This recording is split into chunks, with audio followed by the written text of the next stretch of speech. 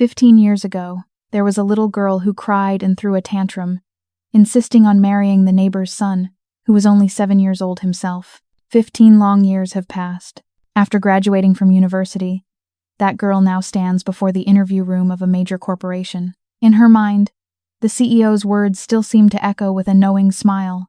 Are you here to interview for the position of the CEO's wife? That night, before the interview that could change her entire life, So-yeon stood in front of the mirror for a long time. The white shirt was perfectly ironed, the black office skirt snugly fit her slender body, and her hair was tied up in a neat, elegant bun.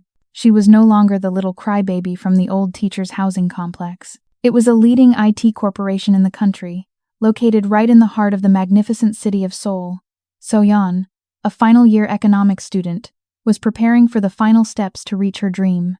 However, the thing making her hands tremble right now wasn't the thick portfolio, but a faded butterfly-shaped hair clip resting in her palm. It was a gift Minjun had given her when she was 10, right before her family moved out of the old complex. Over 15 years, the silver plating was no longer shiny, and a few small stones on the butterfly's wings had fallen off with time.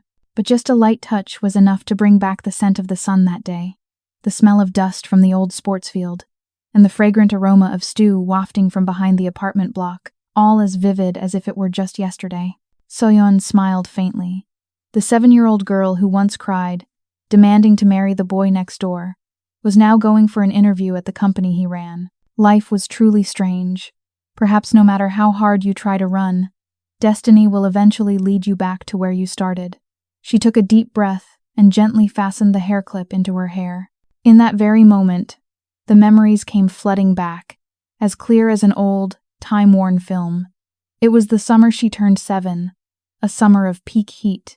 The housing complex where her family lived was a row of old, attached houses for teachers, with about 10 families living in each block. In the middle of the courtyard stood large sycamore trees, casting vast shadows. Every evening, the sound of children shrieking and running around, mixed with parents scolding their kids and the clatter of pots and pans, created a symphony of daily life that was both noisy and cheerful. That day, So-yeon had cried so pitifully that the entire neighborhood had to turn and look. The little girl clung tightly to the iron gatepost of the house opposite hers, like a little monkey clinging to a branch. With her arms and legs wrapped around the post, her face smeared with tears and snot, she screamed until her throat was hoarse. I won't let Minjun go anywhere. If he leaves, he'll never come back. Mom and everyone are lying to me. Her mother, who was busy washing vegetables in the kitchen, heard her daughter's screams and rushed out, her rubber gloves still on. Her face was flushed with heat and anger. So-yeon, what on earth are you doing? Will you let go right now? But the little girl stubbornly held on to the gatepost. No, I won't let go. I don't want Minjun to go to the Marine Corps summer camp. If he goes, he'll leave me forever. The screams of a 7-year-old child sounded as if the entire world was collapsing. Minjun's mother, the neighbor, stood nearby with an expression caught between laughter and tears, looking back and forth from So-yeon's mother to the little girl. A few curious neighbors also opened their doors to watch, some with their arms crossed, others with hands on their hips, laughing and teasing. Look at little So-yeon clinging to Minjun again. Oh my. So young and already afraid of losing her husband. So-yeon's mother, red-faced with embarrassment, shouted, Hey, So-yeon. Minjun is a middle schooler now. He's only going to summer camp for 1 week. He's not going off to get married. Why are you acting like the sky is falling? Hearing that, So-yeon cried even louder. In her naive mind, she didn't believe the 1-week promise. To her, if he left, he would never return. She wanted to marry him, and her mother was supposed to be the one to keep him there for her. Everyone in the courtyard burst out laughing, and one neighbor even whistled playfully. Minjun, my boy, looks like she's set her sights on you. What are you going to do? From the very beginning, Minjun had been standing quietly by the steps. The 12-year-old boy was a whole head taller than So-yeon, wearing a simple white t-shirt and carrying a backpack half his size. Compared to his peers, he was rather quiet, his face always as composed as a little old man. Hearing everyone's teasing, he finally walked over to the little girl. Minjun crouched down to be at eye level with So-yeon. His clear, dark eyes looked at her quietly. So-yeon. When he called her name, So-yeon stopped crying at once. her red-rimmed eyes looking up at him pleadingly. "Don't go." In a deep, warm voice, as gentle as a cool summer breeze, he patiently soothed her. "I'm only going to camp for 1 week. I'll be right back next week. I'm not leaving you. I don't believe you." Everyone says that, and then they break their promises. Minjun sighed, looking at the little girl's pathetic state, like a drowned rat, with a mixture of pity and helplessness. "Then what do I have to do to make you stop crying?" Seoyeon hiccuped, then mustered all the courage of her 7 years of life and shouted, You have to promise to marry me. If you promise to marry me, I'll let you go." The entire courtyard fell silent for a moment before erupting in laughter again. Someone even clapped, applauding the little girl's boldness. Minjun froze for a second, his face flushing with embarrassment, but looking into the little girl's tear-filled, helpless eyes, he still looked at her gently. Finally, he gave a small nod. "All right, when we grow up, I'll marry you.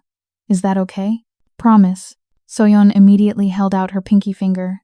His hand was so much larger than hers, warm and comforting. His pinky hooked around hers, a solemn vow as if they were performing an important ceremony. "You better not forget," the little girl reminded him, still sniffling. "Yeah, I won't forget." Soyeon still remembered that moment as if it were yesterday. She remembered the wind blowing through the alley, making the corrugated tin roof rattle, the faint smell of kimchi stew in the air, and the dappled sunlight on his face. Her mother stood in the distance, just shaking her head and sighing at her daughter's stubbornness, but Soyeon believed in that promise with all her heart, just as she believed the sun would rise again tomorrow. In the mind of a 7-year-old, a pinky promise was a lifelong vow. For all the years that followed, Soyeon was truly Minjun's little shadow. When he went to school in the morning, she would tag along behind him with her backpack. When he came home for lunch, she would already be sitting on the steps waiting. When he did his homework in the afternoon, she would lie sprawled on his bedroom floor drawing, occasionally looking up to chatter about everything under the sun. His room was always clean, his books neatly arranged. In contrast, whenever Soyeon entered, shoes would be tossed about, and books would be a mess. One time, she got only 20 points on a math test. Her mother chased her around the house with a switch. "Kim Soyeon, look at this. What is this, 20 points? Are you planning to become a beggar when you grow up?" The little girl clutched her notebook and ran, crying, finally banging on the neighbor's door. "Auntie, help me." The person who opened the door was Minjun. Seeing her tear-streaked face, he frowned slightly. "Did your mom hit you?" He suddenly stood blocking the doorway just as Soyeon's mother came running. His voice was calm but firm. "Ma'am, may I please see Soyeon's test for a moment?" He glanced over the test, then pointed to the difficult questions. "These are advanced problems. They aren't in the textbook. It's understandable that a normal student couldn't solve them. I think if you punish her too harshly, she'll just end up becoming afraid of math." Hearing such a thorough explanation from a top student like Minjun, Soyeon's mother's anger subsided. She muttered a few more words before heading back home. As soon as the door closed, Soyeon let out a sigh of relief and threw her arms around him. "Minjun, you're the best in the world. How did you know those were advanced questions?" He glanced at her and said softly, "You got the first question wrong. The one asking what 1 + 1 is. That one wasn't advanced." The little girl grinned from ear to ear, and that afternoon, he sat beside her for 3 straight hours, explaining every single calculation. He was so patient that when she started nodding off, he just tapped the desk lightly with his ruler. "Focus. You have to get into middle school, and then college later on." Back then, Soyeon didn't even know what college was. All she knew was that as long as he was by her side, not even her mother's cane seemed scary. Those peaceful days passed by until she turned 10. One evening during dinner, her father put his bowl down and announced decisively, "The specialized school in Seoul has accepted Soyeon. We'll be moving to a new apartment near the school next month." Hearing that, Soyeon was so stunned that she dropped her chopsticks. Soyeon's heart seemed to skip a beat at her father's sudden announcement. "I'm not going. I don't want to move." Her mother shot her a slight glare, her voice stern but full of concern. "What do children know? In this neighborhood, you'll only go to local schools. How will you keep up with your peers later on? You have to go to a good school in Seoul to get into a decent university in the future." "I don't care. I just want to stay here. If we move, what about Minjun?" The moment Soyeon finished speaking, her father could only laugh helplessly. while her mother trembled with anger. You need to think about yourself, So-yeon. Min-jun is a high school student now. He's swamped with his studies. He doesn't have time to be by your side every single day. Everyone has their own path in life. No one can wait for someone else forever. A lump formed in So-yeon's throat. In her 10-year-old mind, there was only one thought. If she left this apartment complex, she would lose Min-jun. It was a vague but incredibly powerful feeling. That night, So-yeon sobbed, just like she had when she was 7. She ran to the house next door and stood at the entrance, calling his name. Min-jun came out, his tall, slender figure neat in his blue and white school uniform, his eyes as calm as a still lake. I heard. He spoke before she even had a chance to say anything. My parents already told me. Moving is good for your future. What's so good about it? So-yeon tried to hold back her stubborn tears. If I go, who will protect me from the kids who bully me? Who will teach me math? And who will marry me? The woman standing nearby heard this and could only smile gently, patting the little girl's head. Oh my! Listen to this child. But Min-jun didn't smile. After a moment of silence, he reached out and gently smoothed her messy hair. A familiar, comforting gesture. You silly girl. You have to get into a good school and study hard. You need to become smarter so you won't be embarrassed to stand next to me in the future. Understand? But I'll miss you so much. I'll miss you too, Min-jun said slowly, his voice seeming to melt into the night. When you get a phone installed at your new house, give me the number. I'll call you. That one promise was enough to give So-yeon a small bit of courage to face the separation. On moving day, the whole neighborhood was as bustling as a festival. But her heart felt strangely empty. The adults were busy carrying things. Children ran after the truck shouting, and cheerful goodbyes echoed across the courtyard. So-yeon hugged her old teddy bear, sitting quietly on the steps and watching her familiar home slowly empty out. Before she got into the car, Min-jun came closer. He handed her a small box wrapped in pretty pink paper.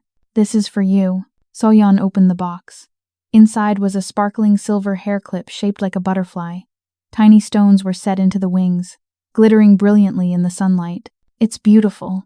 Where did you get the money to buy this? It was from my scholarship, he answered briefly. It was the 500,000 won prize money from the math competition that he had saved for nearly a year. The hair clip cost over 30,000 won, not a small amount for a student, which made him hesitate several times before daring to buy it. Hearing that, So-yeon felt a bitter lump in her throat. She didn't know whether to be happy about the beautiful gift or cry over the growing sense of loss inside her. So-yeon, time to get in the car. We're about to leave. Her mother's voice called from a distance. Min-jun gently placed the clip in her hair. His fingers brushed against the rim of her ear, carrying the chill of the spring wind. Get in the car. Study hard later so you can get into college. Then you'll understand that today's decision was the right one. So-yeon didn't answer. She just wrapped her arms tightly around his waist. Min-jun froze for a moment, then slowly and gently patted her on the back. Don't cry. I'll always be here. When you become accomplished, you'll definitely find me again. The moving truck's engine started, and the door closed. Through the window, So-yeon saw his figure standing in the middle of the courtyard, his white shirt fluttering gently in the wind, his slender, upright form growing smaller and smaller until it vanished. The only things left were the cold touch of the hair clip on her head and the pinky promise that no one mentioned for over 10 years. Back then, she never would have guessed that the sight of his back was the beginning of the years they would be lost to each other. After leaving the apartment complex, it took So-yeon a long time to get used to her new life. The new house was more spacious and brighter, overlooking a main road bustling with traffic. At night, it wasn't pitch black like the old street, but was illuminated by the warm yellow glow of streetlights. Everything was better, except for the heaviness in her heart. The first night, lying on her new bed and staring at the stark white ceiling, So-yeon missed the sound of her neighbor's laughter, the clatter of slippers in the hallway, and even the kind neighbor's call to come over for red bean shaved ice. Only an unfamiliar silence surrounded her. She reached up to touch her hair. The butterfly-shaped hairpin was still there, the only thing that still carried a trace of Min-jun. A week later, their new apartment got its first landline phone. So-yeon memorized the new number like a prayer, her heart pounding every time she sat waiting by the phone. 8 o'clock, 9 o'clock, then 10 o'clock passed, and the phone remained silent. Look at her. acting like she's waiting for a boyfriend to come back from the army. Her mother teased. I'm waiting for Minjun. Sure, keep waiting. He's a 12th grader now. He's very busy. He'll call when he has time. The next day, just as Soyeon was sulking and about to give up, the phone suddenly rang loudly. She jumped, dropping the pen in her hand, and rushed to the living room, snatching the receiver even before her mother could. Hello? Soyeon. That deep, gentle voice coming from the other end of the line made Soyeon suddenly feel choked up. All the pent-up feelings of loneliness almost spilled out over the phone line. You called. I'm sorry. I had school duty yesterday and had to do homework until late. I had to sneak this call in during my break today. Have you gotten used to the new house yet? Just that one sentence from him was enough to make her feeling of abandonment fade by half. Soyeon slid down to the floor, fiddling with the phone cord as she told him about the big house, the difficult lessons at her new school, and how much she missed the old apartment complex. And him. I miss you too. Minjun's voice was soft. But you have to try your best, okay? You have to study really well, so it'll be easy to get into university later. If you get lazy, I'll be mad. I'm not lazy. I'll get into the best school, then go to university. I'll definitely find you. At that time, Soyeon didn't truly understand the deeper meaning of find you. She just vaguely felt that if she became more outstanding, the distance between the two cities would shrink. From then on, the telephone became their only bridge. Every week, he tried to call her once or twice. Some days he'd boast about doing well on a test. Other days he'd ask about her progress in math, or tease her about getting scolded in literature class for talking too much. When she told him a boy was teasing her, he instructed her with a serious tone. Don't just accept gifts from anyone. If you don't like someone, you have to say so directly. Don't let them get the wrong idea. Just like that. 1 year, then 2, quietly passed. Minjun entered his stressful 12th grade year. The calls became less frequent, his voice clearly tired, and their conversations revolved only around exam questions, minimum admission scores, and weekend mock tests. Soyeon started memorizing the names of the universities he mentioned, secretly imagining him walking through the gates of those prestigious schools. And then, when Minjun announced he had been accepted into a top university in Busan, Soyeon cried with joy, as if she were the one who had gotten in. But she didn't know that this joy also came with an even greater geographical distance. But in Soyeon's mind at the time, Busan was an incredibly distant place. She could only quietly grip the receiver, murmuring with a mix of pride and sadness. Still, you're so amazing. Mom said that school is one of the best in the country. On the other end of the line, Minjun's voice held a soft laugh, but was resolute. Once I get settled down there, I plan to stay for good. Busan has more opportunities for growth. You should do the same. Soyeon, later, when you apply for university, you must aim for the best school. Don't ever underestimate yourself. That advice, strangely, became the guiding principle of her life. From that moment on, only one straight path existed in Soyeon's mind. From the school she was attending to the main gates of the prestigious University of Economics in Seoul. Though she didn't dare dream of things too far-fetched, she knew she had to reach that goal at all costs. Throughout her high school years, Soyeon transformed into a completely different person. She was no longer the little crybaby who used to trail after Minjun, but a female student buried in piles of workbooks, fighting for every seat in the library, and saving every minute to solve one more difficult problem. Whenever she was exhausted, she would quietly open her desk drawer and gaze at the butterfly-shaped hairpin, carefully stored in a small box. It was the one treasure she had never misplaced. She cherished that hairpin, just like how she once feared losing her dear older brother. That year, during the grueling university entrance exams, Soyeon applied to the marketing department of a top economics university in Seoul. The day she received her acceptance letter, she ran straight to the bus station and caught a rickety old bus back to her old apartment complex. The neighborhood had become old and desolate.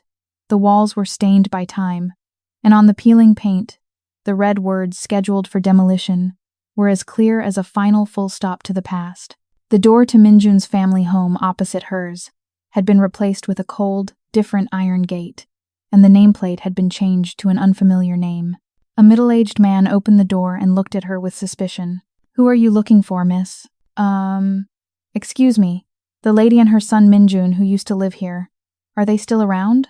The man furrowed his brow for a moment, then said nonchalantly, Ah, that family moved away a long time ago. I heard the whole family moved to Busan to follow their son. He went to university down there. Heard he's very smart. Seems he's even working for some big corporation now. So-yeon stood frozen in front of the iron gate, her whole body as if rigid in the middle of the old street. In her pocket, she squeezed the box containing the hairpin so tightly that her nails dug into her palm, but she didn't even notice. While she had been struggling every day to catch up to him, he had already left, without leaving so much as a phone number or a message. It was only then that she was struck by that cruel reality. So-yeon's university life could be summed up in a single word: studying. She studied and worked part-time like she was possessed. In lectures, she listened intently, trying to solve problems during breaks. In the afternoon, she rushed to her part-time job, and at night, she returned to her rented room to review her lessons under a late-night lamp. Her roommates often teased her for being stubborn, but whenever her friends invited her out, So-yeon would look at the hairpin on her desk, remember his words not to underestimate herself, and then gently smile and decline. I want to have something I can be truly proud of to look back on later. Not just a few photos from hanging out. In her third year of university, So-yeon's school organized a corporate internship program. She brilliantly passed several tough interview rounds to be accepted as an intern at Hwagwang, a leading consumer goods corporation in the country. On her first day at Hwagwang, she was completely overwhelmed by the skyscraper with its shimmering blue glass windows sparkling in the sun. So-yeon was assigned to a small team in the communications department, in charge of a product line on the verge of being discontinued. It was a smart health monitoring bracelet for middle-aged and elderly people. The product itself was very good, but its sales were absolutely abysmal. The display counter was covered in dust, and a single glance at the sales report's figures was enough to make anyone want to give up. Her team leader was a man around 35, his shirt always hastily untucked. He pushed a stack of documents towards her and said, You're So-yeon, the third-year economics student, right? Organize these reports. I have to present them to my superiors by the end of the week. For the first 2 days, So-yeon obediently sat and collected documents, but the more she examined the sales records, the clearer the core problem became. The product wasn't bad, and it was easy for older adults to use, but the marketing was aimed at a completely wrong target audience. All the advertising slogans were cliches like, live a long life, and live healthy without illness, phrases that even the elderly were tired of hearing. Meanwhile, the people who were actually spending money on the product were their children, young people around So-yeon's age, or a little older. On the third day, during a team meeting, the team leader let out another weary sigh. Let's just try until the end of this quarter. If it doesn't work out, we'll propose to halt production. What a headache. The entire office was dead silent. So-yeon looked at the data on the screen, and the photos of elderly people with forced smiles on the promotional flyers. She felt a voice rising strongly in her head. The whole approach is wrong. So why keep blaming the market? She summoned all her courage and raised her hand. Sir, I have an opinion. The team leader turned to look at her with an annoyed expression. An intern has an opinion? Her other colleagues motioned with their eyes for her to stay quiet. But So-yeon thought that if she chose to remain silent like everyone else, her 4 hard years of university would all be for nothing. She swallowed hard and stood up bravely. I don't think this product is without opportunity. I think we're just approaching the wrong target audience. The ones who wear the product are the parents, but the ones who buy it are mostly their children. The truth is, elderly people aren't afraid of death. What they fear most is becoming a burden to their children. And as for the children, what they fear most is living with the regret of not having cared for their parents sooner. All eyes in the office turned to the young woman. So-yeon confidently displayed on the screen the survey results and charts she had prepared herself after spending the past 2 days visiting welfare centers and nursing homes. In my opinion, if we shift our message from live a long life to delayed filial piety only leaves regret, the results will undoubtedly be different. Then, So-yeon poured out all the knowledge she had learned, all the sleepless nights spent over her books, to fluently present a new advertising script and distribution channels. When she finished speaking, a terrifying silence fell over the office. The department head's face flushed red, then turned pale, and finally, he snapped, You're just an intern. Who gave you permission to conduct surveys and build a plan on your own? Do you think you're the planning director or something? Soyeon straightened her back and replied, her gaze unwavering. I only did what I thought would be beneficial to the company. Whether to approve it or not is the department head's decision. But if Huaguang doesn't need it, then I believe another company will value it. As soon as the words left her mouth, Soyeon was startled, realizing she had been too bold. She was sure she would be fired the next day.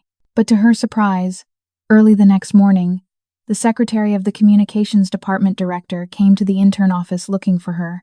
It turned out someone had recorded yesterday's meeting and sent it to upper management. Not only did they not reprimand her, but they wanted to hear her present in more detail. Soyeon's plan was then implemented as a pilot project. Just 1 month later, sales of the smart bracelet skyrocketed from a few hundred units to tens of thousands. The slogan, "Don't delay filial piety, lest only regret remains," was everywhere, from TV screens to outdoor billboards and social media.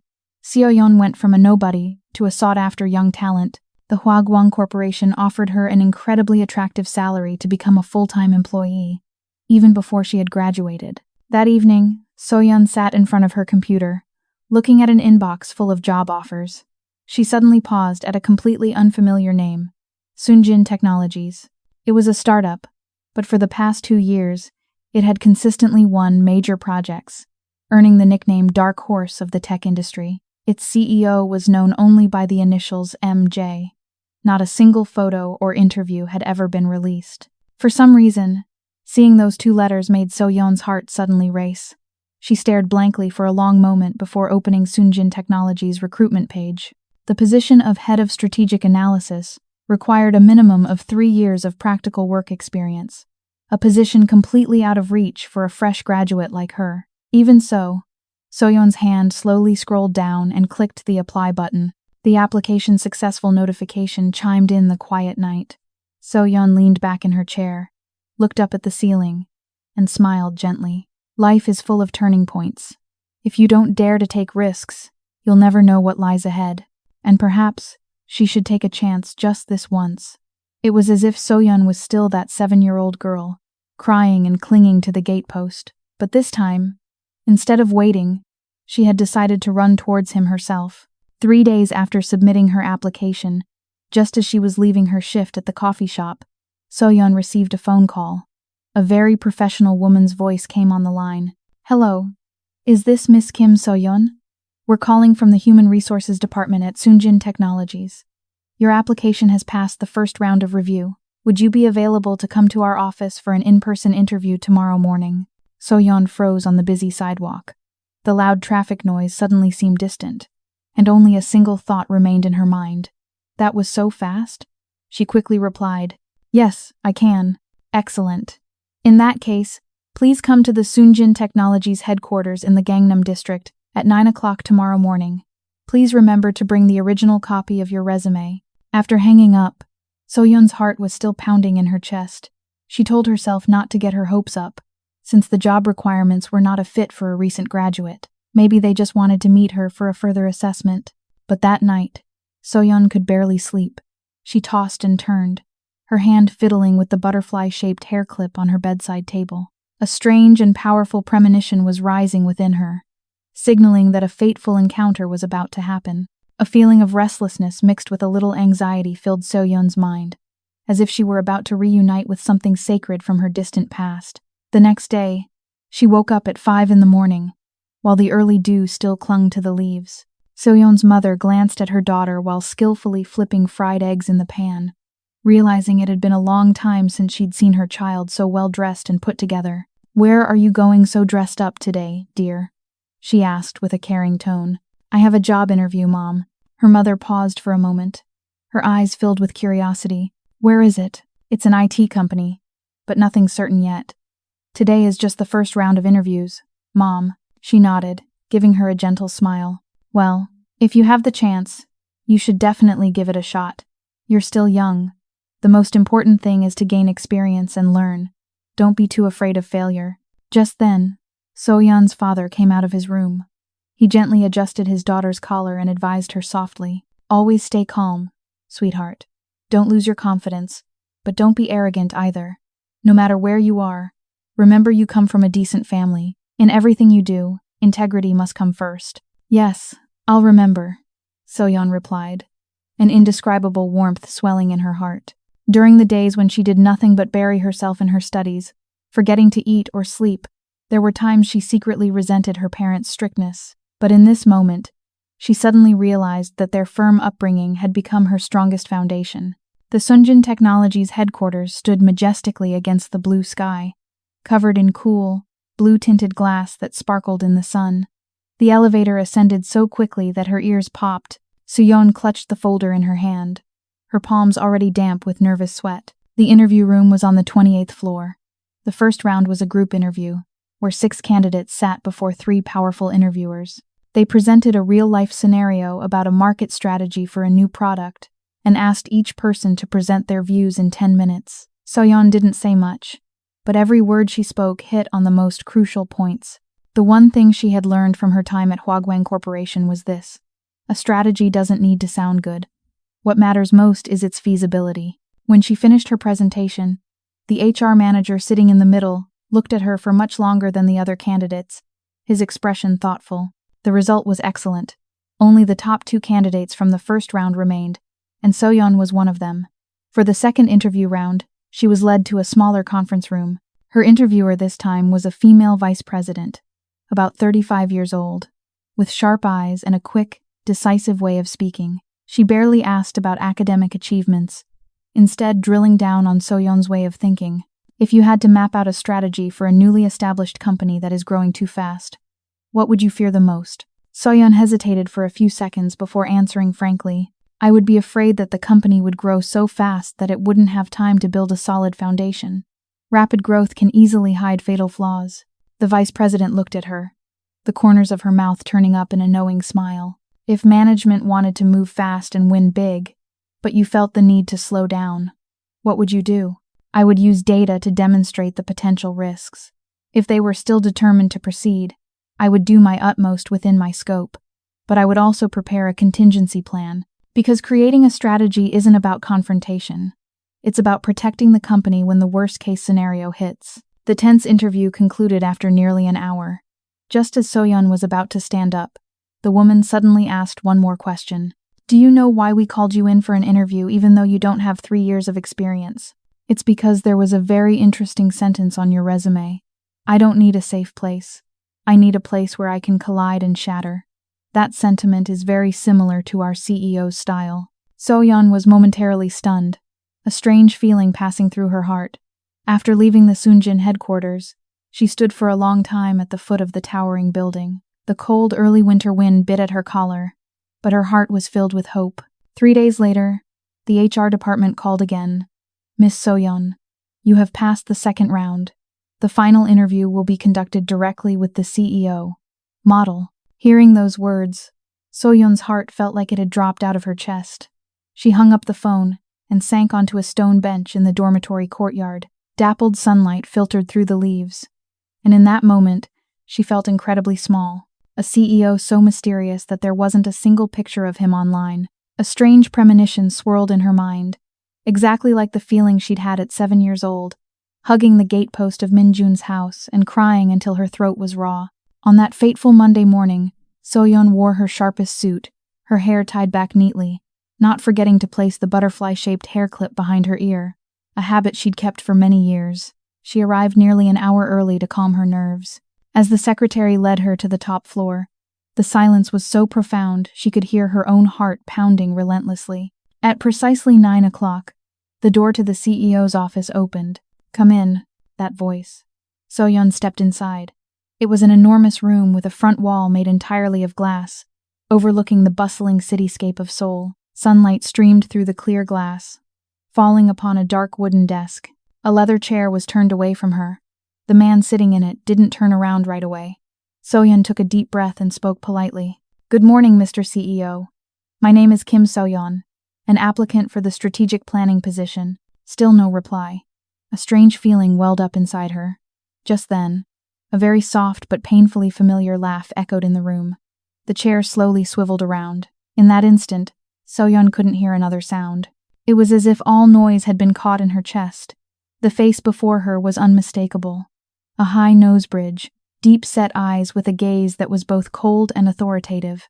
But deep within them, she could still find the eyes of the 12-year-old boy who had once promised to marry her when they grew up. So-yeon stood frozen, her lips trembling slightly. You, Min-jun? The corner of his mouth lifted slightly. His gaze lingered for a long moment on the butterfly hair clip before he spoke slowly. Kim So-yeon. At 7, you cried, begging to marry me. 15 years later, you personally submit an application to my company. His words were quiet, but they struck her heart with force. The years of separation, all her efforts to find any trace of him, everything overlapped, making her want to both cry and laugh at the same time. I didn't know the CEO of Sunjin Group was you. If you had known, would you still have applied? He leaned back in his chair, his eyes never leaving hers. So-yeon didn't know how to answer. After a few seconds of silence, Min-jun continued, Have a seat. Today is both an interview and a day for us to resolve the story that's been bottled up for the past 15 years. So-yeon slowly sat down, her hands resting on her lap, unable to stop them from trembling. Countless questions flooded her mind. Why did you leave without a word? How did you become such a powerful man? Min-jun looked at her, his gaze softening slightly. Before we talk about work, I want to ask you something. Over these past 15 years, did you ever once resent me? The question made So-yeon's heart clench. She lowered her head and said in a hoarse voice, I thought you had forgotten me. Not for a single day have I dared to think of forgetting you. That sentence sent a shiver through So-yeon's entire body. The emotions she had suppressed for so long suddenly broke free like violent waves. Min-jun leaned forward, lowering his voice. But you're here today as an applicant, so I won't go easy on you because of our past. If your abilities aren't sufficient, I can't keep you here. So-yeon lifted her head and looked directly at him. I didn't come here to ask for special treatment. I just want to know if my efforts over the past 15 years are enough for me to stand before you right now. A glint of mixed satisfaction and emotion flashed in Min-jun's eyes. Very well. In that case, the official interview begins now. Min-jun sat up straight, the warm face from her memories suddenly reverting to the sharp, cold expression of a corporate leader. His gaze was no longer that of Min-jun, the boy next door, but that of a CEO, seriously evaluating a promising candidate.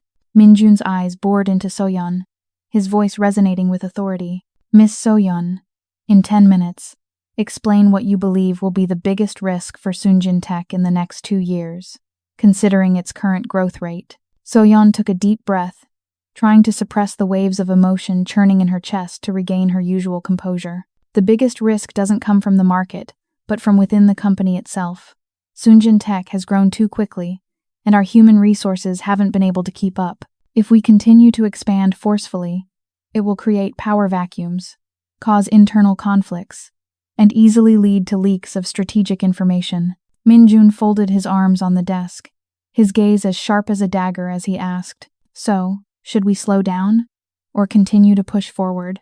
It's not about slowing down, but about strengthening our internal structure. We need to restructure the mid-level management team, enhance data control, and prioritize standardizing our work processes before taking on more large-scale projects. He said nothing, just gave a slight, appreciative nod. The interview lasted longer than So-yeon had expected. Min-jun questioned her on everything from HR strategy to risk management and even media crisis handling. Some questions made her break out in a cold sweat. But there were also times she frankly admitted she would need more real-world data to give the most accurate answer. He looked at her for a long time, then suddenly said, Good. I detest answers that aren't based in reality and are only meant to please the other person. Finally, he closed the folder and leaned back in his chair with a more relaxed posture. Professionally, you've done even better than I expected. Now, a question unrelated to work. That butterfly hair clip. How long have you kept it? So-yeon froze for a second. She lightly touched her hair and answered in a soft voice. For 15 years. The corner of Min-jun's mouth trembled slightly, but he quickly concealed the emotion. So-yeon, 15 years ago, when I suddenly left the neighborhood, you must have been very angry with me, weren't you? So-yeon clenched her hands together, her nails digging so deeply into her palms that it hurt. I thought you had truly abandoned me. He was silent for a very long time, the sunlight from the window cast onto his face. revealing a weariness she hadn't noticed before. That year, when I was 18, right before starting university, my father went bankrupt after guaranteeing a friend's debt. The creditors came to our house, and the shock caused my father to fall gravely ill. My mother had to sell our home in the collective housing area to pay off the debt. Our whole family had to move away quietly in the middle of the night. Everything happened so fast that by the time I tried to contact you, the old phone number had already been disconnected. His voice grew heavy with a bitter tone, and to be honest, I didn't have the heart to look for you then. I was so afraid of you, seeing me in such a pathetic state. I felt like I no longer had the right to keep the promise we made back then. Hearing those words, a bitter lump formed in Soyeon's throat. All these years, she had thought she was the one who had been abandoned, never knowing that behind his silence lay an entire world of darkness he had to carry all by himself. In Busan, he had worked and studied like crazy classes during the day, deliveries at night, and waiting tables at a restaurant on weekends. Back then, he only hoped he could survive until the next day, and the promise they made so long ago suddenly felt impossibly distant. Soyeon, I never forgot you. I just wasn't brave enough to find you. That sentence touched the softest part of Soyeon's heart. She realized they had both chosen silence to deal with their wounds. She took a deep breath and said softly, I don't resent you anymore, because now, I think I understand. The air between them seemed to soften considerably, but Minjun quickly brought the conversation back to business. He informed her about a new medical data platform that Sunjin was about to launch, a challenge far greater than anything she had ever experienced at Hwagwang. Very good. In 3 days, the HR department will send you the official notification. At the company, just call me director. But when we're not in a superior-subordinate relationship, you can call me Minjun. The 3 days of waiting passed more slowly than Soyeon had expected. Seeing their daughter so restless, her parents gently comforted her, saying that if it didn't work out, she could find another job, that life has more than one path. But in her heart, Soyeon was waiting for something more sacred than just a job offer. On the afternoon of the 3rd day, the phone rang. She had officially been accepted for the senior specialist position in the strategic planning team. Soyeon burst with happiness and ran to throw her arms around her mother. That evening, her family had a warm and cozy dinner, with a few small glasses of soju for her father, and words of loving advice. That night, as she was packing her things to prepare for her new job, her phone screen lit up with the name she had both longed for and dreaded for the past 15 years. Minjun. Soyeon, it's me. Can I treat you to dinner tomorrow night? To talk about us. Soyeon's heart pounded like a drum. She softly replied with a yes. That evening, she wore an elegant, light beige dress. Before she left the house, her father slowly advised, If anything happens, call me right away. His brief words warmed her heart. Minjun's car was already waiting at the street corner, a somber black, just like him at that moment. As she got into the car, a familiar scent made her heart ache slightly. They sat next to each other, surrounded by a nostalgic silence as the city lights streamed past like a river. You're thinner than I thought, Minjun spoke up. You're not the same Minjun from the old days either. She let out a faint, sad smile. He took her to a small, home-style restaurant in a quiet alley, where the faint smell of kimchi stew reminded her of the dinners in the old collective housing area. He kindly pulled out her chair for her and ordered the braised cutlass fish that his mother used to make. Just that one scent was enough to bring back 15 years of memories with vivid clarity. After eating in silence for a while, Minjun put down his chopsticks and looked directly into Soyeon's eyes. Soyeon, I don't want to talk about work tonight. I just want to ask you one thing. Do you have any regrets about the promise you made when you were 7 years old? Soyeon looked up at him, her gaze firm. I used to think it was just the innocent words of a child. But the older I got, the more I realized that I wasn't joking back then. Minjun's eyes flickered. Soyeon asked him in return, What about you? Minjun's gaze softened. His voice was somber but incredibly sincere. That promise I made when I was 12. I didn't just say it casually. Soyeon, I really didn't. He paused for a moment, as if trying to piece together broken fragments of memory. But in the end, the coward who ran away from that promise first was me. Soyeon froze, her heart tightening in her chest. Minjun continued, his voice trembling slightly. I wouldn't blame you if you resented me. For the past 15 years, There has always been a very deep and very long scar in my heart. I used to think that if I ever had the chance to see you again, the very first thing I would do would be to give you a sincere apology. But then, in the interview room, when I saw you appear so suddenly, I couldn't find the courage to say those words right away. He stood up and slowly walked toward the self-service water station. The pale yellow light from the ceiling cast down, creating a fragile halo around his thin shoulders. Soyeon, did you know? During those hard years in Busan, sometimes my only goal was to figure out how to survive until the next day. Back then, I didn't dare to dream or have anything for myself, not even you. Soyeon listened in silence, her chest rising and falling with each painful beat of her heart. Minjun turned back to look at her, his eyes holding a profound sadness. When the company started to stabilize, I searched for you frantically, but the name Kim Soyeon is just too common. Everything was a blur, like you'd vanished without a trace. Sometimes I told myself that you probably had a better life now, that you had completely forgotten about that poor kid from the old days. I was afraid I no longer had the right to disturb your peaceful life. He paused, his breath as light as mist, until your resume appeared on my desk. Soyeon held her breath, her eyes glistening with tears. Among countless resumes, just by glancing at your experience and your birthplace, I knew immediately it was you, the old teacher's housing complex. In this vast city, the little girl who used to live there and cried, demanding to marry me, that could only be you. Soyeon bit her lip as hot tears streamed down her cheeks without warning. And yet you interviewed me like I was a complete stranger, because I wanted to know if, without the memories of the past 15 years clouding things, you were strong enough and had what it takes to stand firm in my harsh world.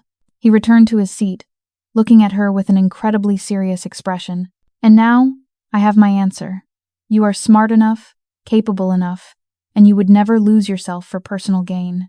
I know you are still the same kind girl you used to be, but Soyeon, work is work, and as for what's between us, I don't want to, and I can't, make that decision for you. The atmosphere between them grew heavy, weighed down by thoughts. After a long moment of silence with her head bowed, Soyeon finally spoke softly. I used to resent you so much, not because you were poor or down on your luck, but because of your terrifying silence. I resented you for all those years I waited, without ever getting a single word of explanation. Minjun clenched his fists, his knuckles turning white from the force. I know. That's the biggest regret of my life. But, Soyeon looked up, her eyes clear. If you weren't the Minjun from the old apartment complex today, but simply the powerful director of Sunjin Group, I probably wouldn't have had the courage to sit here and say these things. Minjun stared at her intently, then quietly asked, Are you afraid of the person I am now? I'm not afraid of you. I'm just afraid of the vast distance between us now. Those words landed on the table like a single drop of water, yet they sent ripples across the deep lake of his thoughts. Minjun was silent for a long moment before saying, slowly enunciating each word, Then, let me close that distance, not with status or money, but with time and my sincerest heart, just like how I used to patiently teach you math, and how I used to shield you from your mother's beatings. Soyeon smiled faintly through her shimmering tears. I'm not that naive 7-year-old girl anymore, and you're not that 12-year-old boy from back then, either. But my feelings for you have never changed. Minjun looked directly into her eyes, his voice unusually warm. Soyeon, please give me a chance, not as your superior, not as the person who signed your employment contract, but as a man who wants to make up for all the years he lost you. Soyeon didn't answer right away. In her mind, she saw the image of her hard-working mother in the kitchen, her father quietly drinking tea every evening, and their advice to always be careful. She knew that to nod yes just for the sake of old memories would be a betrayal of her own growth. She looked at him and said slowly, I'm not rejecting you, but I want us to start everything over from the beginning, as two real adults, not bound by the past or reliant on your current status. Minjun's eyes suddenly lit up with joy. Does this mean you're giving me a chance? Yes.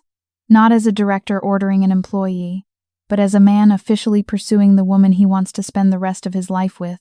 Minjun let out a laugh, a relieved laugh, as if all the knots that had been tightening in his heart for so long were finally undone. All right. Then from tomorrow, at the company, you're my subordinate, but the moment we step outside of it, You are the woman I am wholeheartedly pursuing. Soyeon nodded shyly. When he had driven her to the entrance of her alley, just as she was about to open the car door to get out, Minjun suddenly called out to her again. Soyeon, working at Sunjin will be very tough. There will be times when I can't defend you in front of everyone. You won't resent me for that, will you? If you defended me unreasonably, that's when I would truly resent you, she replied, looking at him calmly. Minjun smiled, an indescribable pride flashing in his eyes. Go on inside. It's getting cold. Soyeon got out of the car and turned to look at his silhouette one more time. Minjun, when I was 7, I said I wanted to be your wife. But today, I want to become a woman who is truly worthy of standing by your side. That's exactly why I can't afford to lose you ever again. His words almost made her heart stop from the sheer emotion. Back in her rented room, Soyeon lay on her bed, her heart still fluttering. Their feelings had now gone far beyond a simple childhood promise. They had become more mature and profound, set on a new path full of challenges, but also full of hope. Her first official day of work at Sunjin was completely different from the interview. Soyeon wore a neat, dark-colored suit, her hair tied in a tidy bun, with light, professional makeup. Standing before the skyscraper, she took a deep breath. From this day forward, this place was her true battlefield.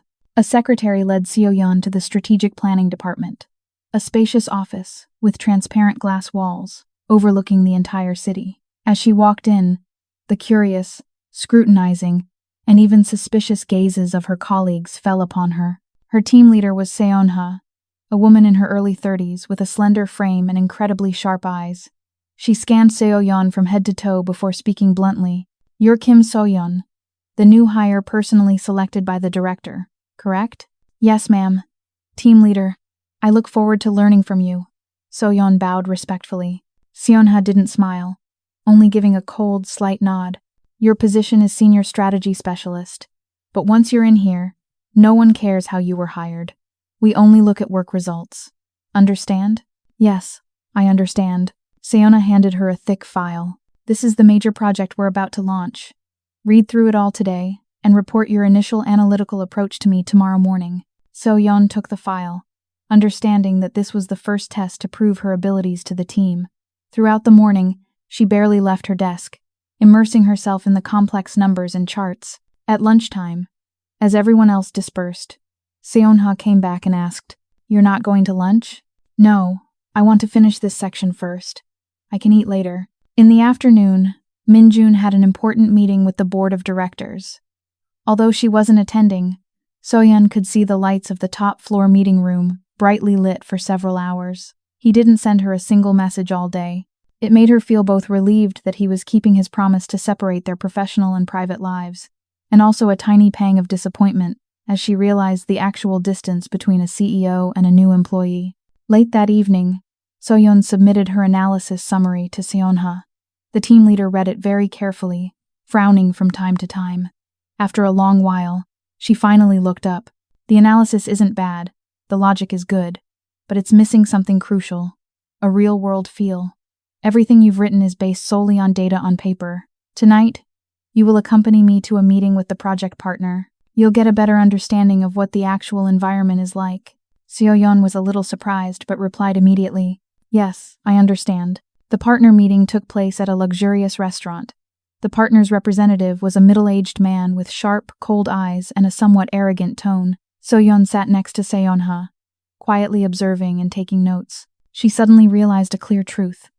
On the negotiating table, what determines success or failure isn't just dry data, but also status, invisible power, and calculations that are never put on paper. When dinner ended, and the two of them walked out to the parking lot, Manager Seonha suddenly stopped, her voice low in the night. Soyeon, I don't dislike you at all, but I won't give you respect simply because the director chose you. Stepping into this team means you must be prepared to endure twice, or even many times, the pressure that others face.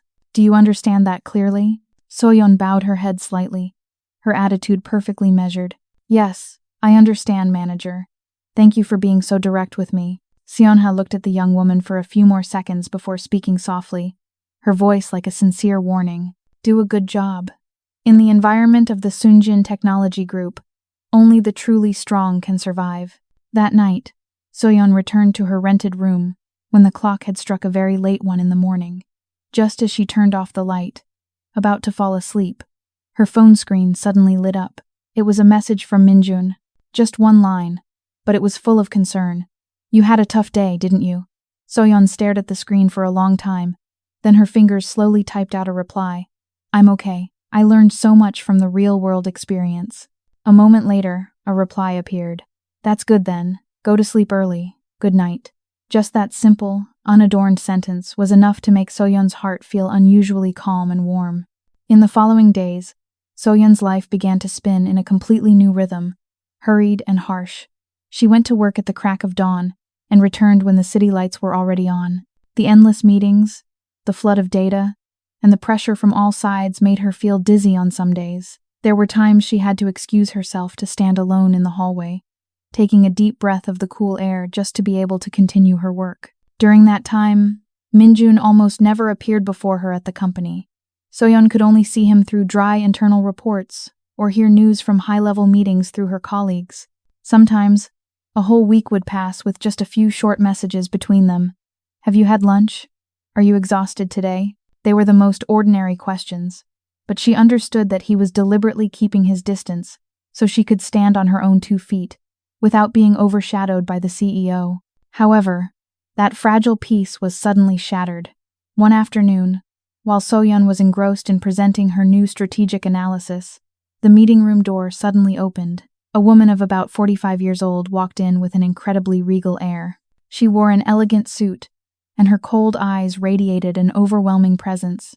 Manager Seonha hesitated for a moment. "Vice chairwoman." The woman nodded slightly, her eyes sweeping across the room before stopping right on Soyeon.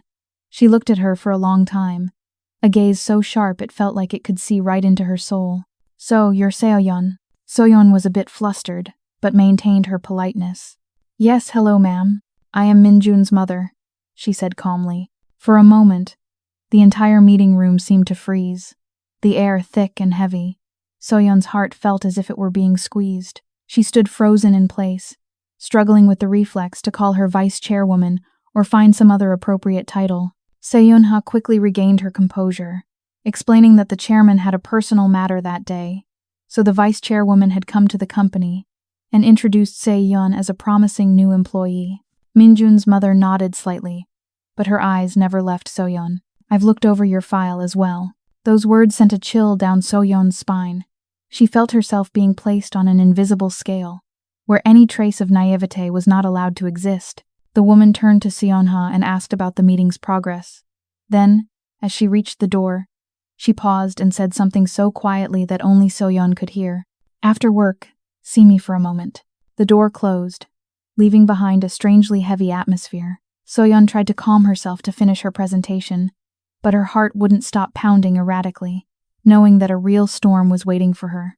When it was time to leave work, as her colleagues left one by one, Soyeon lingered, slowly tidying her desk to steady her mind. The meeting with Minjun's mother was something she was completely unprepared for. Stepping out of the building, she saw a luxurious gray car parked in a secluded corner of the lot. Secretary Lee opened the door. Soyeon bowed, and then gently sat in the back seat. Throughout the long drive, the car moved silently, with no one saying a word. Minjun's mother looked out the window with a calm yet authoritative demeanor. Finally, the car stopped in front of a quiet tea house by the river. The space was serene, with the faint scent of tea and the rustling sound of the wind. She chose a seat by the window, opposite Soyeon, and as soon as the staff stepped away, she got straight to the point. "Tea or coffee?" "Yes, tea would be fine for me. Thank you." The woman nodded, her voice still calm but steely. "Soyeon, you know who I am, so I won't beat around the bush. I wanted to see you today, because of Minjun." "When did you two start seeing each other again?" "Yes, it was from the day I came to the company for my interview," Soyeon answered honestly. "So it was before you even joined the company." Her gaze flickered slightly. She took a sip of tea, then lowered her voice. "Over the past few years, do you know how hard Minjun has had to work to get to where he is?" "Yes. While I don't know everything, I understand he has had to work incredibly hard. It wasn't just effort." She set her teacup down with a dry sound. There were times when a single misstep could have made him lose everything. He sacrificed his youth, his health, and his personal life to build what he has today. She looked deep into Soyeon's eyes, each word cutting into her heart. You appeared just as Minjun had finally found stability. Have you ever thought that your presence could become a burden holding him back? Can you guarantee that you won't become his weakness? The question made Soyeon's heart ache. She looked up at the woman opposite her and recognized the anxiety of a mother hidden beneath the powerful facade. Ma'am, I can't claim that I can be of much help to Minjun, but I can promise that I will never do anything that would make him have regrets or look back on the path he has chosen. Night began to fall, and the space sank into silence. The woman's eyes seemed to soften slightly. I don't dislike you, Soyeon. I even knew about the two of you back in the day. The day Minjun left the old apartment complex, he cried in front of me, just that one time. He said he was afraid he wasn't strong enough to keep a childhood promise, so it was better to sever the tie than to let you suffer with him. Tears welled up in Soyeon's eyes upon hearing those words. The woman continued, but things are different now. The Minjun of today stands in a high place. Even a small wave can cause a catastrophe. Are you with him out of sincere affection, or for the fame he now possesses? I am with him purely out of affection. Status and money are things I want to earn through my own efforts, not by depending on anyone else. The woman looked at her for a long time, as if weighing the gravity of her every word. Finally, she stood up. In that case, I will trust you for now. But the road ahead will not be easy.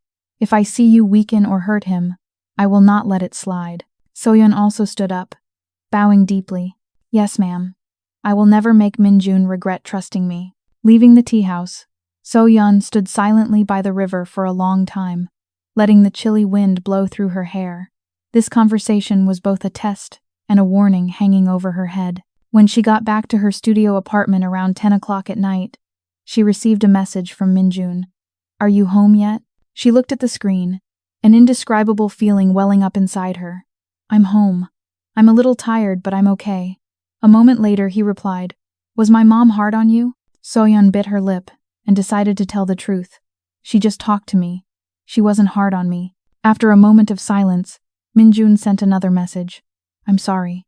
I shouldn't have let you face this alone. She gave a small, sad smile. This is something I had to face sooner or later, but I'm not going to run away.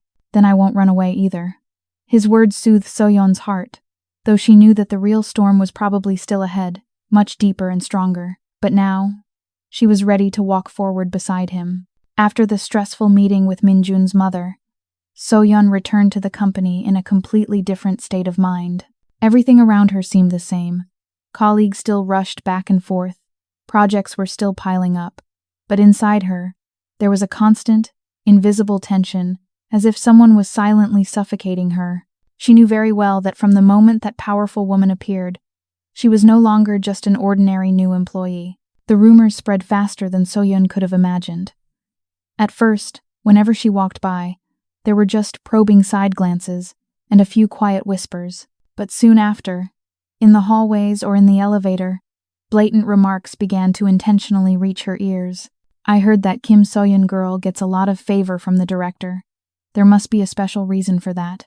I wonder if she's actually talented, or if she's talented in some other way. Soyeon could only remain silent, pretending not to hear, but each venomous word was like a small needle piercing her heart. She understood that if she showed even a hint of wavering or weakness, all of her hard work would be completely negated in an instant. So, she threw herself into her work even more furiously. Every day, Soyeon was always the first to arrive at the strategic planning department and the last to leave the office, when the streetlights were already shining. She revised her plans countless times, and the data was checked meticulously down to the smallest detail, allowing for absolutely no margin of error, not even 1%. Manager Seonha had been quietly observing everything. One evening, when only the two women were left in the office, she suddenly spoke up. Miss Soyeon, do you know why I kept you on this important project? Because you believe I'm the right person for it, Soyeon replied, looking up. Seonha gave a faint smile. That's only part of it. The other reason is that I wanted to see if you have the guts to withstand all these suspicious looks. At Sunjin Group, ability alone is never enough. You also have to endure the immense pressure that comes from outside of work. Soyeon was silent for a long moment before replying softly. I understand.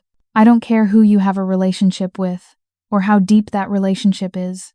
I only care whether or not you can fulfill your responsibilities. Seonha looked her straight in the eye, her voice firm.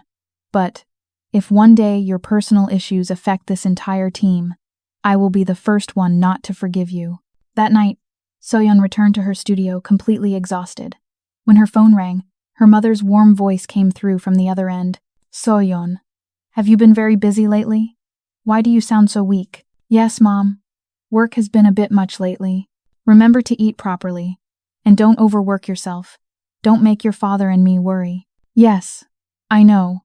Soyeon hesitated for a moment, then asked quietly, Mom, have you and Dad run into anyone from the old apartment complex recently? The other end of the line was silent for a long while before her mother spoke slowly. Well, a few days ago, I ran into Minjun's mother. I heard she was visiting an old acquaintance. Oh, did she say anything, Mom? Nothing special. She just asked how our family was doing and where you were working. Her mother sighed. Soyeon, you're in contact with Minjun again, aren't you? Everything Soyeon had tried to hide was finally exposed. She bit her lip and admitted, Yes, we've seen each other again. Instead of scolding, there was only a soft sigh from her mother. My daughter, your father and I won't forbid you from seeing anyone. But you have to remember, that family is very different from ours now. You have to be careful, so they don't have a reason to call you a gold digger. Tears suddenly streamed down Soyeon's face. I know, Mom. I'm not depending on him at all. At the company, I'm working hard on my own 2 feet. Your father is just worried you'll have a hard time. The higher the position, the stronger the storm. How can our little girl endure it? I won't be blown away by the wind, Mom. I'm standing firmly on the ground. The call ended, and Soyeon sat silently in the dark. She knew that not only Minjun's mother, but her own parents too, were watching her every step with great anxiety. She told herself she couldn't let them down again. Over the next few days, the strategic project entered its most intense phase. Soyeon and her team were practically eating and sleeping at the company. There were nights when she would just lean back in a chair in the meeting room, snatching a mere 15 minutes of sleep before jumping back up to continue the battle with numbers. Minjun also appeared more frequently in high-level meetings. Sitting across from her, he was still the stern CEO. Every question was as sharp as a knife, and he never went easy on her just because it was her. There were 3 times when the risk analysis report Seoyeon prepared was bluntly rejected by him in front of the entire management team. This section lacks a contingency plan, in case the market performs worse than expected. This is a huge oversight. His cold voice rang out. Soyeon stood up and bowed her head, accepting the criticism. Yes, sir. I acknowledge this shortcoming and will amend it today. In that moment, she felt the cold boundary between the head of the corporation and a subordinate very clearly. But when the meeting ended and almost everyone had left, he stopped at the door, glanced back at her just once, and said very softly, Don't go home too late tonight. Just that one small sentence, in the midst of a huge ocean of pressure, was enough to hold on to the last bit of her sanity. However, just when things seemed to be getting on track, a horrifying incident occurred. One morning, as soon as she stepped into the office, Seonha called her into her private office with a more serious expression than ever before. Soyeon, before the internal announcement, I have to tell you something. The project's main partner company has officially filed a complaint. They said there are signs that our team's market analysis data has been leaked to a competitor. Soyeon froze, her heart pounding relentlessly.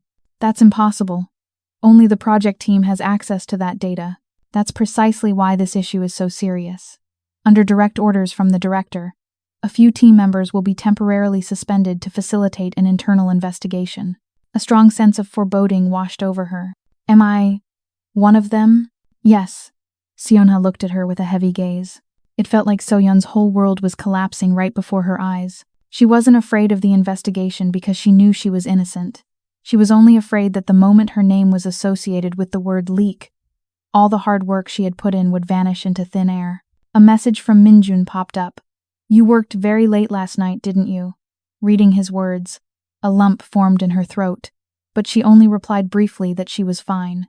She decided not to tell him what was about to happen, because she understood that if she couldn't stand on her own 2 feet right now, she would forever be the woman hiding behind him, and never the independent, proud Kim So-yeon she wanted to be. That afternoon, the meeting room was more crowded than usual, with the legal and information security teams present. So-yeon sat upright in the back row, her hands placed neatly on her lap, trying her best to maintain a calm appearance. Min-jun sat at the head of the table, his expression as calm and his gaze as cool as ever. The head of the legal department stood up and announced clearly, the Phase 2 analysis data for the project was found in a competitor's proposal.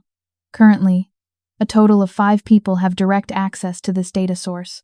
As per protocol, we will temporarily suspend 3 individuals to facilitate the investigation: Team Leader Seonha, Senior Colleague Haejin, and Miss Kim So-yeon. A murmur went through the room. The fact that a new employee like So-yeon was on the list of suspects fueled malicious speculation. She stood up and bowed formally. I will fully comply with the company's decision and cooperate truthfully throughout the investigation.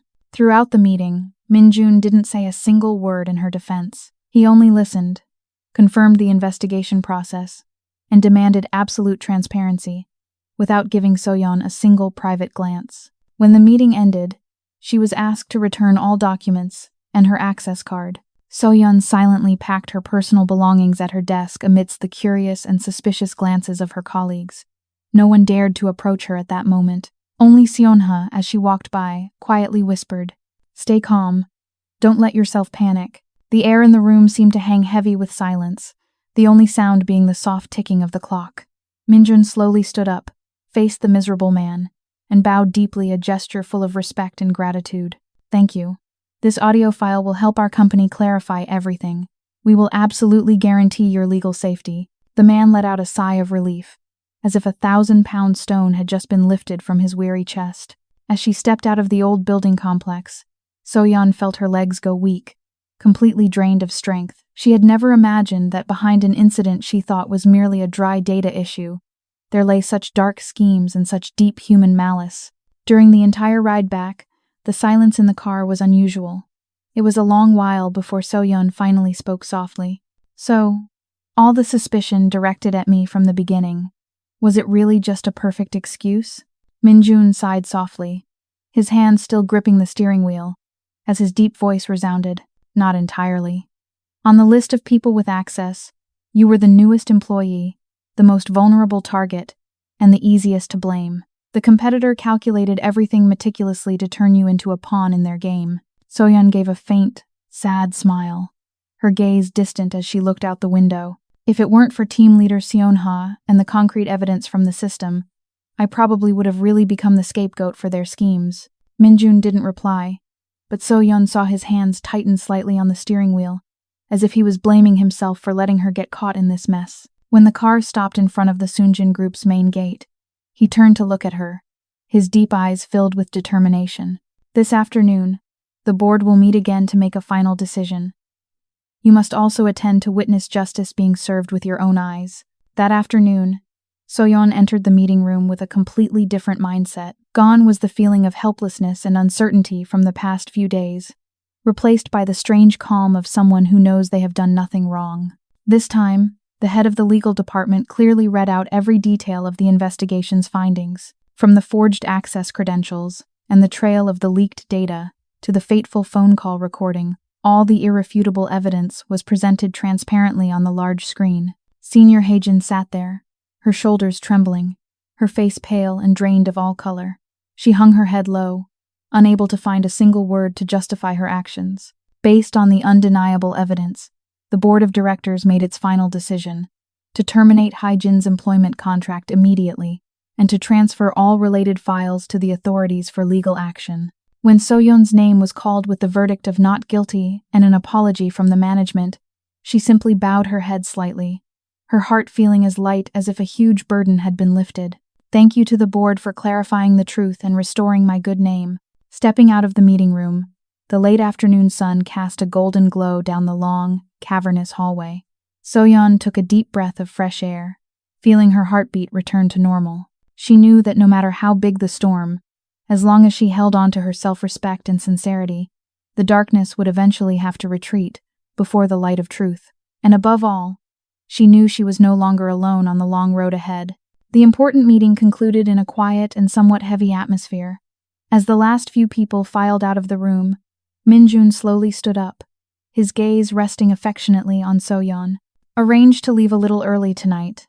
I'm taking you to formally meet your parents. Soyeon froze for a moment in surprise, her heart skipping a beat. My parents? Yes. Minjun looked directly into her eyes, his voice deep and firm. It's time for me to speak with them formally. Suddenly, Soyeon's heart began to pound relentlessly. She couldn't know what tonight's meeting would bring, but she could clearly feel that a great door in her life was slowly opening. During the entire drive to the small apartment where her parents lived, her mind was a tangled mess.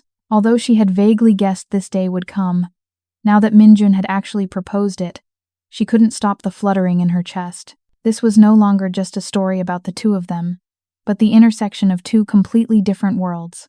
The luxury car pulled up in front of the small, familiar house. Her father was sitting on the porch, his rough hands meticulously fixing an old, somewhat rickety wooden chair, while her mother was busy in the kitchen preparing dinner. Seeing her daughter home earlier than usual, she couldn't help but be surprised. Don't you have plans with friends today? Before Soyeon could answer, Minjun's tall figure stepped out of the car.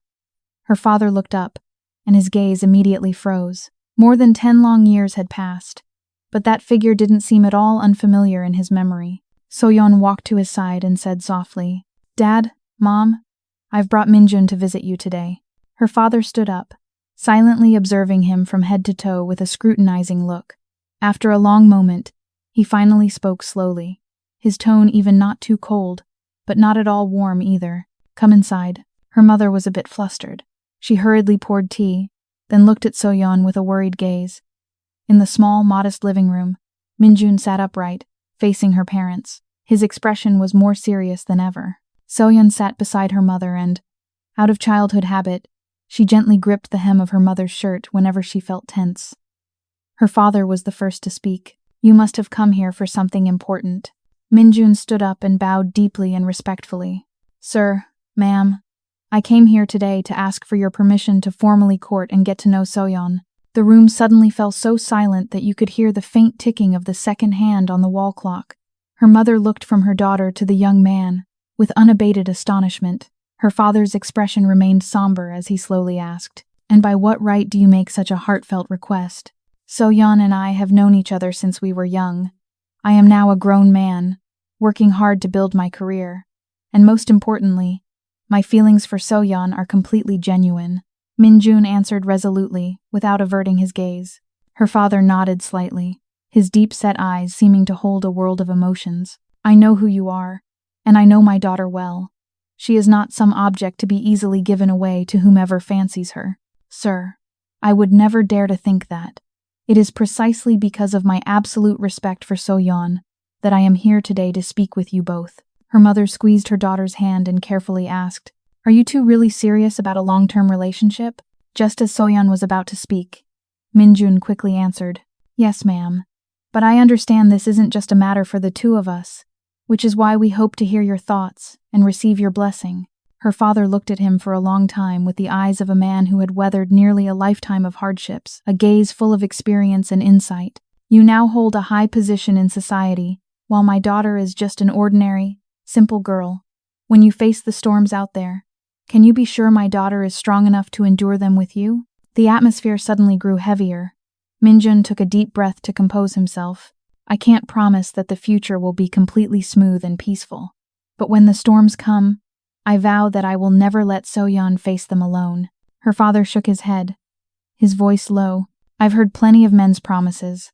What matters isn't what you say, but what you will do for her in the future. Soyeon spoke softly, her voice trembling with emotion. Father, please let him finish.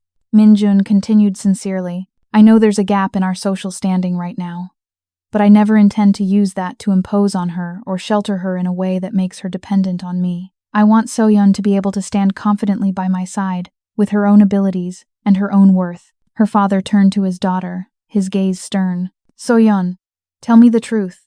Did you use his connections to get into that company? Not at all. Soyeon immediately shook her head. I applied on my own, passed the interviews on my own, and signed the contract with my own abilities. I have never once asked Minjun for help. Her father looked deep into his daughter's eyes and then nodded slowly. All right. That's all I needed to know. Her mother still hesitated. But the environment at a large company is so complicated. Your father and I are just afraid you'll suffer. Mom, no matter how hard it gets, I can handle it on my own. I just ask that you and Dad trust me one more time. So-yeon squeezed her mother's hand, her eyes shining with determination. Her father sighed, a sigh that held both relief and the bittersweet sadness of a father seeing his child has grown up. My daughter is truly grown now. Her mother and I can't keep her by our side forever. He turned to Minjun. If you are sincere, then remember this. This child was not raised to be an ornament or to embellish anyone's honor. She is this family's precious jewel. Minjun bowed his head very low. Yes, sir. I will take your words to heart. After a long silence, her father spoke again. Today, I will neither approve nor disapprove. I will give you 2 time to prove yourselves. If you show enough patience, and my daughter remains steadfast, then we will talk further. So-yeon's throat tightened with emotion. Yes, thank you so much, father. Though tense at times, the conversation ended with a sense of understanding. When Minjun asked to take his leave, her mother kindly saw him to the door. Before getting in the car, he looked at her for a long time, his eyes full of affection and encouragement. You should go in and rest. Don't worry too much, okay? Everything will be fine. The car disappeared down the narrow alley. So-yeon stood there silently for a long while, under the pale yellow streetlight. Inside, her father was slowly pouring tea as he said softly, That young man may be superior in every way, but there wasn't a hint of condescension in his eyes when he looked at you. That alone is enough to put my mind at ease. For now, So-yeon suddenly burst into happy tears. Her mother pulled her into her arms, comforting her gently. The path you've chosen is one you must walk to the end on your own. Your father and I will always be right behind you, watching your every step. That night, So-yeon couldn't sleep a wink. She felt relieved, yet her heart was filled with worries about the future. Ever since that fateful meeting, her relationship with Minjun was no longer ambiguous or hidden. He had begun to enter her life in the most open and proper way. However, the pressure at the office increased tenfold. The scrutinizing gazes and the whispers about her having the director's backing continued to smolder. So-yeon heard it all but never offered a single word of explanation. She understood that arguing now would only complicate matters. The only way to extinguish the baseless rumors was to prove herself with her abilities and extraordinary hard work. Minjun still maintained a professional distance with her at the company, still called her Miss Kim So-yeon with formal respect, and would criticize her harshly if she made a mistake. Only after work would the familiar car be waiting quietly for her at the street corner. On days when she was utterly exhausted, she would get in the car and fall asleep from sheer fatigue. Minjun watched her through the rearview mirror, his eyes filled with immense sorrow. You've gotten so thin lately. Is work that stressful? It's not just because of work, So-yeon said softly, her voice trailing off. You're pushing yourself too hard, So-yeon. Don't be so strict with yourself. In the silence of the night, his long sigh seemed to melt into the air, carrying all his worries for the woman he held so dear. So-yeon knew what Minjun said was true, but deep down, she knew she couldn't afford to be weak right now. One evening, when the familiar car stopped in front of her apartment, Minjun didn't let her get out right away. He spoke gently. Tomorrow is the anniversary of my father's death. So-yeon froze, her heart tightening slightly. Minjun looked deep into her eyes, his voice low and full of emotion. I want to take you home with me, just once. Not as my subordinate, and not as an official girlfriend. Just, in a very private place. I want you there by my side. So-yeon clutched the strap of her handbag, a vague sense of anxiety welling up inside her. What about your mother? Will she be all right with it? My mother won't stop us, but she hasn't completely accepted it either. So-yeon understood that this memorial ceremony was not just a family ritual, but another great challenge for her. That evening, she called her mother to tell her she would be going to Minjun's house the next day. Her mother was silent for a long moment before giving her careful instructions. When you get there, remember to be mindful and don't forget what your father told you. The next morning, Minjun picked So-yeon up very early. They drove to a large house in a quiet neighborhood. The house was spacious, with a lush green garden, exuding an air of solemnity and tradition. As soon as she stepped inside, Soyeon saw Minjun's mother waiting in the hall. She wore a dark-colored hanbok, her face more stern than usual. Soyeon bowed her head very low. "Hello, ma'am." The woman looked at her for a long time before giving a slight nod. "Come in." In the large living room, the memorial altar had been arranged with great formality. Soyeon stood quietly behind Minjun, watching him light the incense, with slow, reverent movements. This was the first time she had seen a completely different side of him, not the powerful CEO or the cold man, but the image of a son standing before the portrait of his late father with boundless filial piety. When the ceremony ended, the atmosphere in the living room grew heavy. Minjun's mother spoke first, her voice steely. "Today is the anniversary of Minjun's father's death. I don't want any drama, but I also don't like ambiguity. Soyeon, do you know in what capacity you are here today?" Soyeon paused for a moment, then answered honestly in a warm voice. "Yes. I came here as someone who cares deeply for Minjun, and as someone he trusted enough to invite." The woman looked straight into her eyes. "You are not yet a daughter-in-law, nor are you part of this family. But once you have set foot in here, you must accept the pressures that come with it. This family lacks for neither money nor power. The one thing it lacks most is peace. Do you have the strength to endure that?" Soyeon took a deep breath, her gaze unwavering. "I can't make any promises about the distant future. But if I came here today without being prepared to overcome difficulties with Minjun, then I wouldn't have had the courage to step through that door in the first place." Minjun's mother looked at her for a long time. In that moment, Soyeon could read not only suspicion but also the heart of a mother afraid of losing her only support. Finally, she said softly, "Very well, then time will tell." As the two were about to leave, she called Soyeon back to the steps. "Soyeon, I can't promise to like you immediately, but I promise that I will no longer make things difficult for you without reason." Moved, Soyeon bowed her head. "Yes, thank you so much, ma'am." On the way back, Minjun drove in silence. When the car stopped at a small roadside cafe, he took her hand, his voice full of pain. "Do you regret coming with me today?" "No. It's just, things are much harder than I imagined."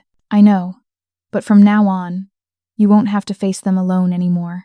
For the first time, Soyeon didn't pull her hand away, letting him warm it in his. In the days that followed, their relationship gradually became more defined and quiet. Soyeon thought the storm had passed, but another one was brewing from the most unexpected place. One afternoon, while in a meeting with a partner, her phone buzzed non-stop. It was her mother. "Soyeon, get to the hospital right now. Your father, he collapsed." Soyeon's ears were ringing, and her body felt like it was falling into an endless void. She ran out of the meeting room in a daze and bumped into Minjun in the hallway. Seeing her pale face, he asked with concern. As soon as he found out what had happened, without a second's hesitation, he gripped her hand tightly. "Get in the car. I'll take you right now." The car sped through the misty evening. Soyeon curled up in her seat, tears streaming down her face. In that moment, all the pressures of work became meaningless. She was just a little girl terrified of losing her beloved father. At the hospital, her mother was sitting in a daze outside the emergency room. The doctor announced that her father had suffered a mild stroke due to overwork and high blood pressure. Minjun stood behind Soyeon. He didn't say much, just quietly placed a hand on her shoulder to give her strength. Nearly an hour later, the doctor came out and announced that her father was out of critical condition. Soyeon collapsed onto a chair, completely drained. When she was allowed in to see him, she saw her father lying there, pale and choked up as she held his hand. "Dad, I'm here." Her father struggled to open his eyes. Seeing Minjun standing next to his daughter, he was silent for a few seconds before asking softly, "You came too?" "Yes, sir. I came with Soyeon." Minjun bowed respectfully. He nodded slightly, a nod no longer of suspicion, but of silent acknowledgement. For the half-month her father was hospitalized, Minjun had driven Soyeon to and from the hospital every day.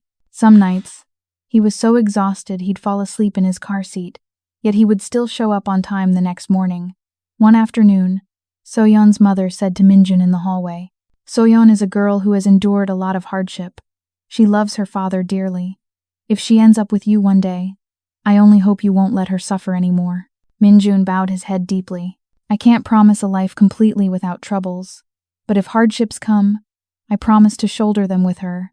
I will absolutely not let her endure them alone. On the day Soyeon's father was discharged, Minjun's mother suddenly appeared with a fruit basket. Her gaze had softened considerably as she looked at her father. I came to visit you today, first and foremost, to say thank you. Thank you for giving birth to and raising a daughter who knows how to preserve her dignity. Soyeon's father smiled faintly. I only taught her to be a kind person. She turned to Soyeon and said gently, You should come visit us often from now on. Those words made Soyeon's heart tremble with happiness. Her father looked at his daughter and advised, My daughter doesn't have the ability to aim too high, but if there's someone to firmly protect you, then I can rest easy. That winter, once her father's health had stabilized, Minjun formally brought his family to visit Soyeon's home. There were no fancy cars or grand ceremonies, just a simple get-together. In the small living room, Minjun stood up to pour tea, bowing before her parents. Sir, ma'am, I'm asking for your permission to bring Soyeon home as my wife. I can't promise riches and fortune, but I promise I will never let go of her hand for as long as I live. Soyeon's father was silent for a long moment before speaking slowly. This girl grew up in poverty. She's used to hardship. I only ask one thing of you, and that is the word patience. Use patience to protect her. Use patience to love her for the rest of your lives. I will take your words to heart. Their wedding was small and warm. Minjun's mother personally placed a jade hairpin in Soyeon's hair, saying softly, From today on, you are both my daughter and my daughter-in-law. Beside her, Minjun squeezed her hand tightly, the grip of someone who had once lost the other in the currents of life, and had finally found them again. On their first night as a married couple, lying beside him and listening to the wind blow outside the window, Soyeon felt a strange sense of peace. She remembered the day she turned 7, crying and insisting she would marry the boy next door. Back then, she knew nothing of the world, only that when she was with him, she was no longer afraid. 15 years had passed. She had tasted every fear life had to offer, only to stand strong on her own 2 feet and return to his side. It turned out that even a promise that seemed like a childish joke, if held onto by 2 people through storms, could become the truest thing in life. Their happiness didn't come from luck, but from sincerity, perseverance, and faith in what is good.